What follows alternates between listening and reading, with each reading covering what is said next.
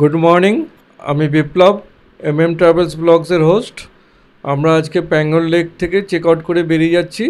বিভিন্ন জায়গায় স্পট দেখতে দেখতে আমরা সন্ধেবেলা হেনলেতে গিয়ে স্টে করব। প্যাঙ্গং লেক থেকে হেনলে হচ্ছে 167 কিলোমিটার, সময় লাগবে প্রায় 4.25 ঘন্টার মতো, নন স্টপ, কোথাও না দাঁড়ালে।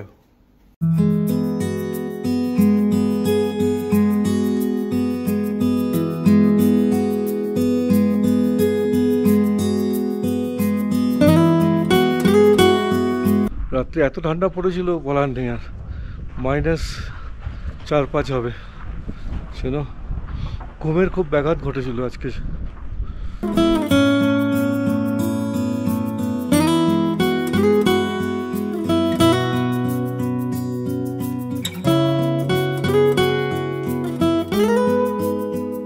একটা খুব ভালো ভিউ লাগলো, তার জন্য ড্রাইভার দাঁড় করালো।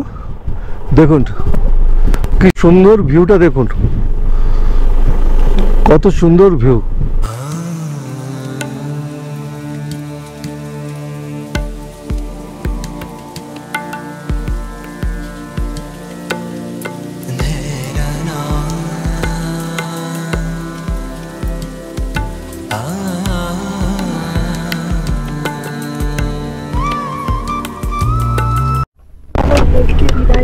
আমরা লেককে বিদায় জানিয়ে চলে যাচ্ছি প্যাঙ্গন লেক।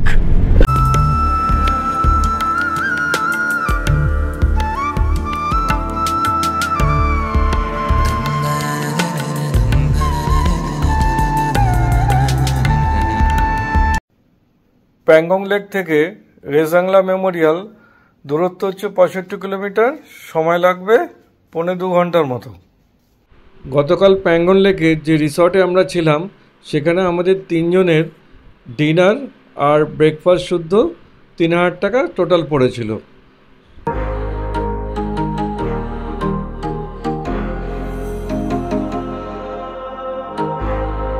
আমরা এখন এসেছি রেজাংলা ওয়ার মেমোরিয়াল দেখতে। এটা একটা গল্প আছে, সেটা আমি পরে বলবো, এখন দেখাচ্ছি আমি। দেখুন এটা 16,000 ফুট উচ্চতা এটা।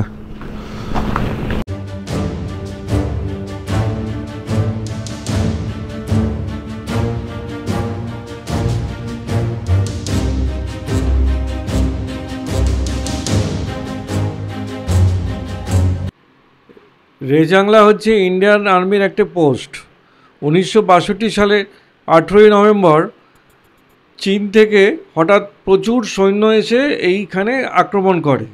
তখন এখানে আমাদের 120 জন মাত্র সৈন্য ছিল।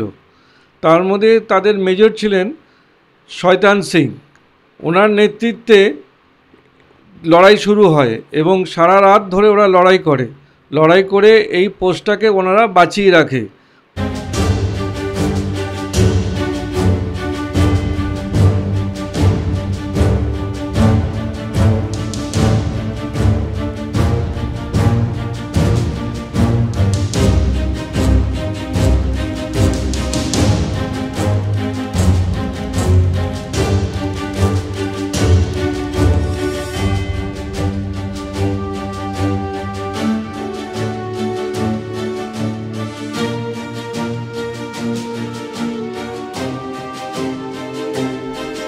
পরের দিন দেখা যায় যে 1300 জন চীনা সৈন্য তাতে মারা গেছে, আর বাকি সবাই পালিয়ে গেছিল। আর আমাদের 120 জনের মধ্যে 114 জনের শহীদ হয়েছিলেন ওখানেই, মাত্র 6 জন প্রাণে বেঁচেছিলেন। এই হচ্ছে তার বিরাট ইতিহাস, যে ভারতকে একটা গৌরবময় জয় এনে দিয়েছিল এখানে, সেটাই এখানে পুরো বর্ণনা করে দেখানো আছে। এখানেই করা হয়েছিল সমস্ত সৈন্যদের, বললাম না 1963 সালে সবাইকে একসাথে পেয়েছিল, পেয়ে তারপরে এখানে দাহ করা হয়েছিল একসাথে।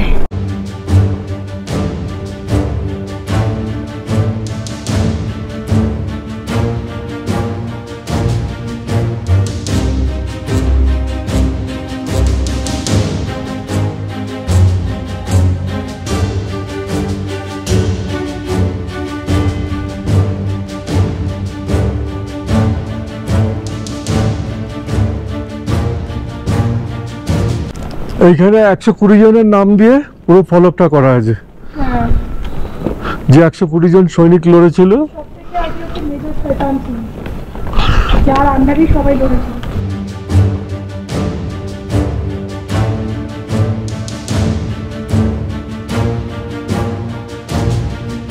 এখানে আমরা একটু ছোলা খেলাম আর পিৎজা প্যাক করে নিলাম আর চা খেলাম একটু। ক্যান্টিন। আমরা এখন বেরিয়ে যাচ্ছি পরবর্তী গন্তব্যের উদ্দেশ্যে। আমরা এই রেজিংলা ওয়ার মেমোরিয়াল দেখে বেরোলাম। এবার এখান থেকে আমরা হ্যাংলে যাচ্ছি। রেজাংলা মেমোরিয়াল থেকে হ্যাংলের দূরত্ব হচ্ছে 102 কিলোমিটার, প্রায় 3 ঘন্টার কাছাকাছি সময় লাগবে।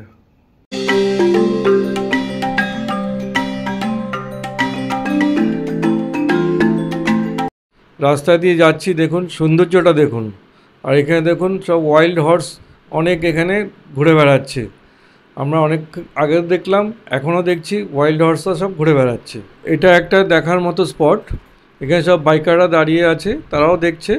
আমরা এখন নামবো, দেখব, এবং আপনারাও দেখতে থাকুন এই সুন্দর জায়গাটা।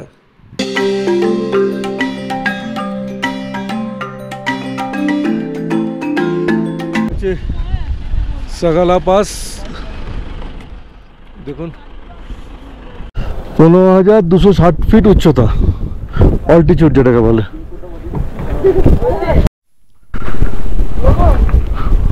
Welcome to Sagala pass. এটা লা মানে হচ্ছে পাস, সাগা হচ্ছে জায়গাটার নাম।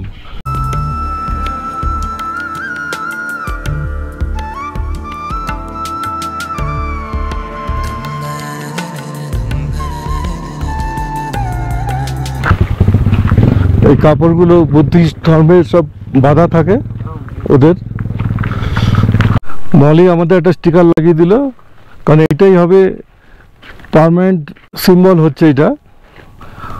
ওটা এখন টিনের বোর্ডে করা আছে। আমরা দেখি না টিভি কিংবা সিনেমাতে যে সায়েন্টিস্টরা নাবে চাঁদের মাটিতে, ঠিক যেন দেখতে ওই রকমই লাগছে। মনে হচ্ছে যেন এক্ষুনি কেউ নেমে আসবে, কি আমরাই হয়তো নেবেছি চাঁদের মাটিতে। এত সুন্দর লাগছে জায়গাটা দেখতে, পুরো মনে হচ্ছে চাঁদের মাটি। দুদিকে পাহাড় আর মাঝখানে রাস্তা চলে গেছে, ভারী সুন্দর।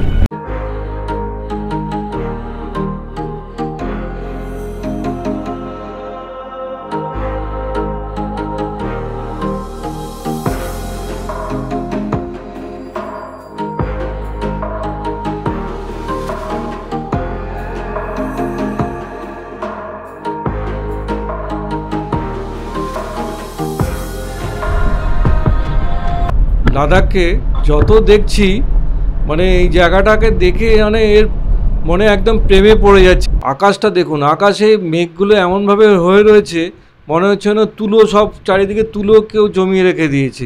রাস্তা আর চারিদিকে পাহাড়গুলো এত সৌন্দর্য মানে কল্পনা করা যায় না। যেরকম ভেবেছিলাম তার থেকে অনেক বেশি সুন্দর দেখতে পাচ্ছি। মানে কি ভেবে এসেছিলাম তার চেয়ে আমরা অনেক কিছু বেশি পাচ্ছি, অনেক কিছু বেশি শান্তি পাচ্ছি, চোখ জুড়িয়ে যাচ্ছে।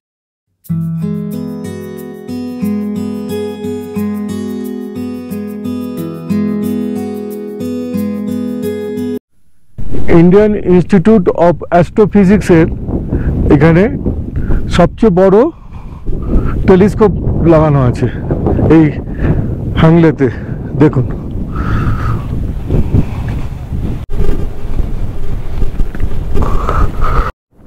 দেখুন এই সেই ইনস্টিটিউট। এটা হচ্ছে পৃথিবীর দ্বিতীয় উচ্চতম টেলিস্কোপ। আসার খুব ইচ্ছে ছিল, আসতে পেরে খুব খুশি হচ্ছে, খুব খুশি হয়েছি। এখন ভেতরে ঢুকতে দেবে কিনা, কতটা দেখতে দেবে, দেখা যাক। এখানে উঠতে খুব কষ্ট হচ্ছে পার্কিং থেকে, তবু আমি উঠছি উপরে দেখার জন্য।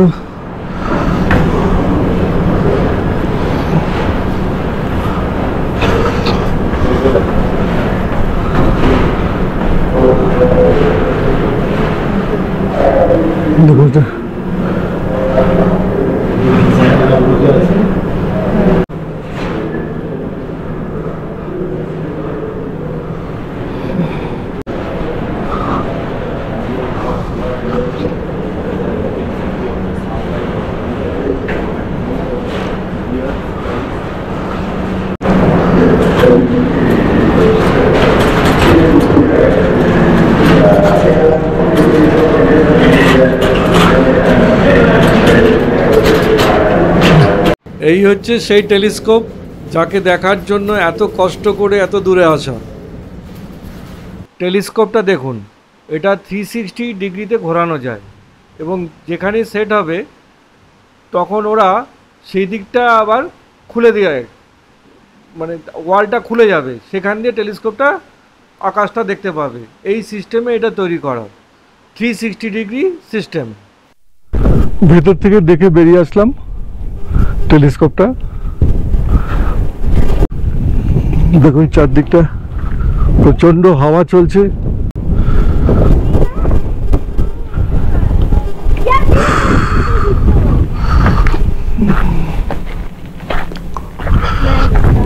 এবার নিচে নিচে নেমে যাচ্ছি।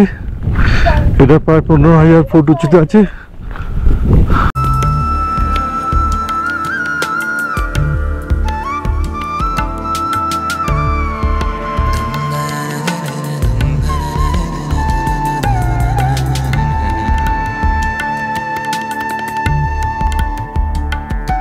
হ্যানলেতে এই হোমস্টেতে আমরা আজকে রাত্রে থাকবো। এইটা এত পরিষ্কার পরিচ্ছন্ন, এরা আমাদের যে বাক্সগুলো মালপত্র সব কিছু ওরা বাইরে আগে পরিষ্কার করলো, তারপর ঢোকালো, আর জুতো বাইরে খুলে তারপরে ওদের চটি পরে আমাদেরকে ভেতরে ঢুকতে বললো। আর দেখুন এখানে গরুও পোষে এরা, এই গরুর চা ওরা খাওয়ায়। আমরা হ্যানলেতে হলিডে ইন হোমস্টেতে এসেছি। এটাতে আমাদের বুকিং করা ছিল। পরিষ্কার পরিচ্ছন্ন, খুব ভীষণভাবে পরিষ্কার পরিচ্ছন্ন। এই হচ্ছে বেড, একটা এক্সট্রা বেড দেওয়া আছে, আলমারি, বাথরুমটা তো বিশাল বড় বাথরুম।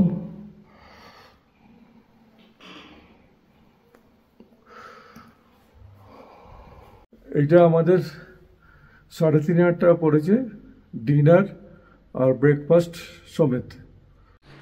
এখানে ওরা জমিতে চাষ করে, দেখুন অনেক বড় জমি আছে এদের, আর চারিদিকটা এত সুন্দর লাগছে দেখতে, বিউটিক সিনারিটাই আলাদা, খুব সুন্দর লাগছে দেখতে। আর ওই দূরে দেখুন যে টেলিস্কোপটা আমরা দেখে আসলাম, ওইটা এখান থেকে দেখা যাচ্ছে, দেখুন জুম করে দেখাচ্ছি। দেখুন আমি আমার ড্রাইভার জিমপাতের সাথে গল্প করছিলাম, তখনও পর্যন্ত সন্ধে হয় আর কি। আর সেই সময় একটুখানি রোদ পেয়েছিলাম বলে না, আমার টুকিটাকি কয়েকটা জিনিস ছিল আমি ধুয়ে মানে শুকিয়ে নিয়েছিলাম। দাঁড়িয়ে দাঁড়িয়ে ও আমাকে অনেক গল্প করছিল, এখানকার জায়গা সম্পর্কে বলছিল। পাহাড়ের ওপরটা একবার দেখুন, এখন না সূর্য অস্ত যাচ্ছে, তার জন্য যে লাল আভাটা গিয়ে পাহাড়ের মাথায় গিয়ে পড়েছে, তার জন্য এত সুন্দর দেখতে লাগছিল। সন্ধেবেলা আমরা চা বিস্কুট খেয়েছিলাম, আর তারপরে মোমোটা স্ন্যাক্সে ছিল, যেহেতু আমাদের দেরি হয়ে গেছিলো তার জন্য ডিনারেতে আমাদের মোমো দিয়ে দিয়েছিল, আর মোমোটা ভীষণ ভালো খেতে ছিল। আর ডিনারে ছিল ভাত ছিল, ডাল ছিল, রুটি ছিল, পাঁপড় ছিল, আলু ফুলকপি, ডিমের কারি, আর সব থেকে লাস্টে ছিল গোলাপ জামুন, যেটা বাটি করে দিয়েছিল, ওটা তোলা হয়নি, ওটা কিন্তু ছিল। মানে প্রত্যেকটা খাবার খুব সুস্বাদু ছিল। আমরা ডিনার শেষ করে রাত্রি 11টার সময় ঘর থেকে বেরোলাম। যে খালি চোখে যে তারা দেখা যায় ওখানকার একটা কথিত আছে যে তা আমরা কোনোদিনও দেখতে পাবো না, এবং দেখলাম অনেক কিছু, অনেক তারা দেখলাম। আর এই হোটেলেরই টেলিস্কোপ আছে, তাতেও দেখলাম। আশা করি এই ভিডিওটা আপনাদের ভালো লাগবে। আমরা এখানেই শেষ করছি। আপনারা খুব খুব ভালো থাকবেন। নমস্কার।